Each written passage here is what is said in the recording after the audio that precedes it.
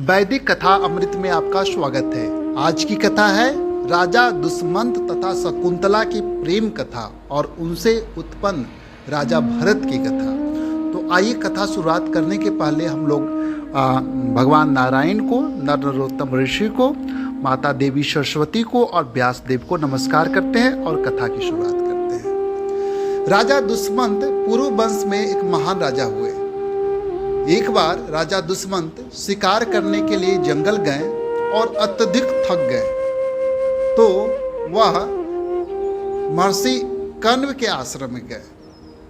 वहां उन्होंने एक अंदर अत्यंत सुंदर स्त्री देखा जो लक्ष्मी के समान लग रही थी और वह अपने तेज से सारे आश्रम को प्रकाशित करती हुई बैठी थी।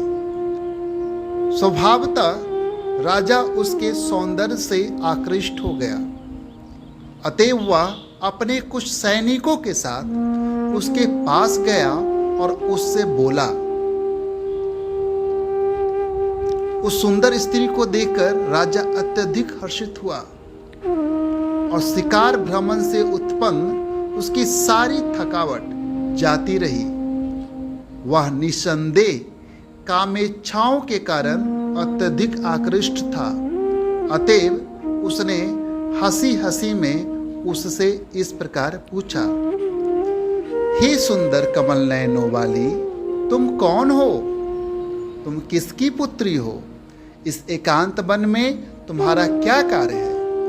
तुम यहाँ क्यों क्या कर रही हो?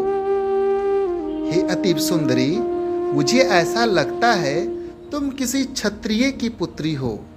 चूंकि मैं पुरुवंशी हूँ, अतएव मेरा मन कभी भी अधार्मिक रीति से किसी वस्तु का भोग करने की चेष्टा नहीं करता। महाराज दुष्मंत ने अप्रत्यक्ष रूप से शकुंतला से विवाह करने की अपनी इच्छा व्यक्त की, क्योंकि उसे लगा कि शकुंतला किसी क्षत्रिय राजा की पुत्री है।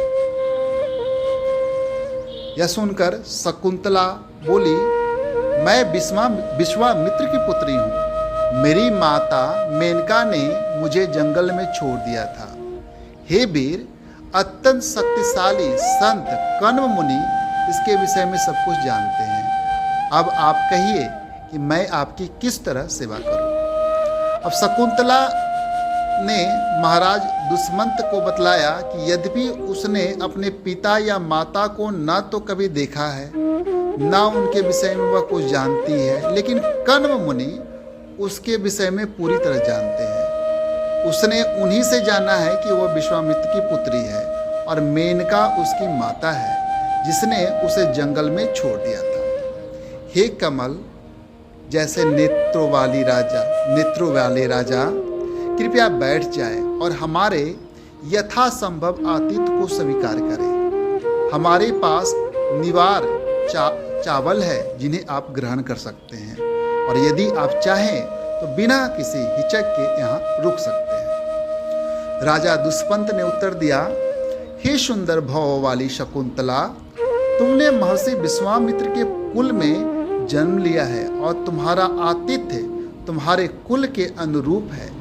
इसके अतिरिक्त राजा की कन्याएं समानतया अपना वर स्वयं चुनती है। जब शकुंतला महाराज दुष्मंत के प्रस्ताव पर मौन रही तो सहमति पूर्ण हो गई।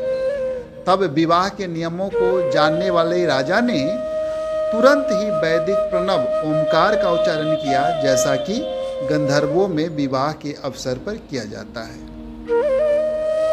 अमोघ वीर राजा दुष्मंत ने रात्रि में अपनी रानी शकुंतला के गर्भ में वीर स्थापित किया और प्रातः होते ही अपने महल को लौट गया।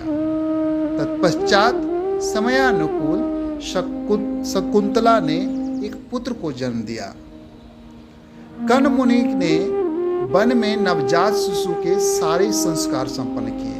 बाद में यह बालक इतना बलवान बन गया कि वह किसी सिंह को पकड़कर उसके साथ खेलता था।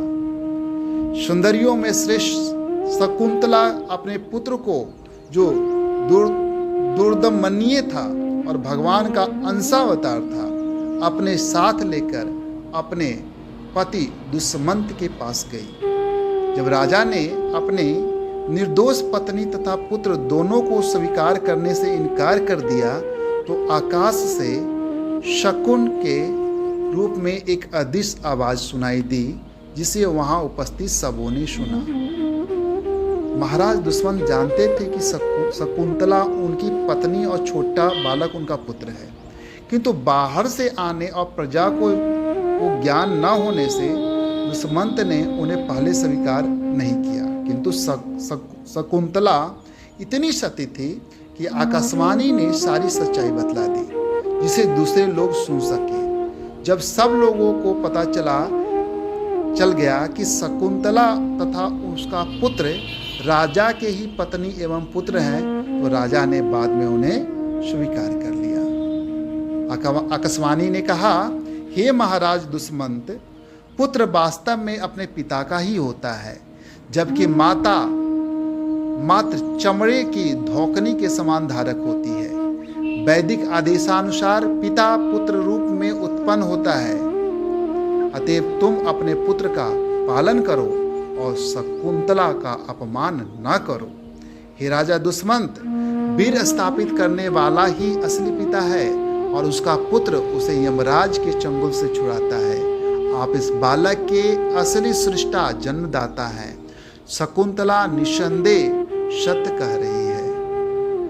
तो यहाँ पर उसके बाद महाराज दुष्मंत जो है इस पृथ्वी से जब चले जाते हैं तो